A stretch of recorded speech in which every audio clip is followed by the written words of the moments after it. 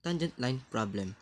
Ang tangent line problem in calculus refers to the mathematical challenge of finding the equation of a line that touches a curve at exactly one point, called the point of tangency, essentially representing the instantaneous rate of change of the curve at the specific point. This problem is typically solved using the concept of limits and derivatives to calculate the slope of the tangent line at a given point of the curve. So, ito yung example natin para sa tangent line problem. So, hanapin natin yung slope at yung derivative nito gamit yung derivative, syempre, at yung limits. So, una, gamitin mo natin yung derivative. So, f prime of x equals derivative of 3x squared is 6x plus, wala na pala kasi, derivative ng 5 is 0. So, ito na yung derivative ng, ang problem na to. Next is, para mahanap ang slope, 6 change natin tong x to 2 kasi ang value ng x is 2. Kaya magiging 6 times 2 equals to 12. So, ay na yung slope ng problem na to. Ngayon, hanapin naman natin yung derivatives nito gamit yung limits. So, ang formula nito is limit of f of x plus h minus f of x over h as h approaching to 0. So, ngayon, gagamitin natin siya. Kaya magiging magiging siyang 3x 3 plus x plus h squared plus 5 minus, dahil nga dito, tapos yung value ng f of x which is yung 3x squared minus na kasi minus to, kahit positive yung magiging minus pa rin yan kasi dahil dito. So, magiging minus 5 over h. Next is, gagamit tayo ng ipapactoring natin siya para magiging 3 times x plus h times x plus h plus 5 minus 3x squared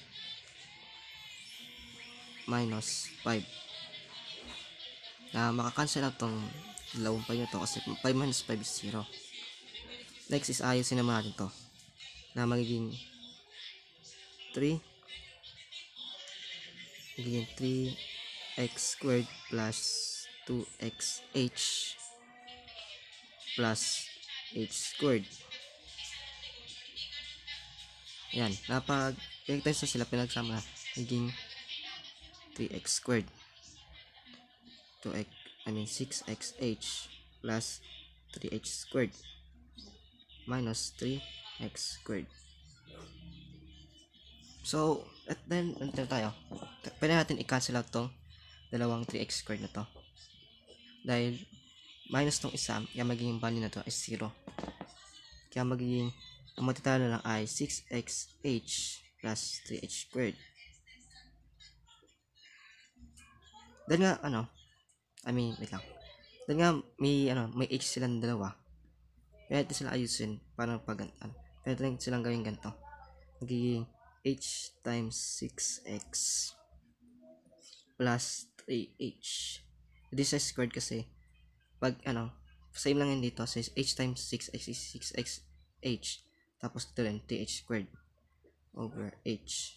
Kaya pwede natin itong i-cancel yung h dito sa denominator. Kaya magiging matitira na lang ay 6x plus 3h. Pero pwede natin gawin itong 0 kasi yung limit nga is yung h is nag-approach sa 0. Kaya bali nito is magiging 3 times 0 na magiging 0 na lang. Kaya ang derivatives o yung last answer is 6x na usan ito rin yung derivatives ng problem na to. So, paano naman hanapin yung slope? Kagaya lang din ng unang derivatives is i-change natin itong x to 2 para mahanap yung slope. Kaya magiging 2x equals 12. So, ganyan hanapin yung yung slope at derivatives gamit yung limits.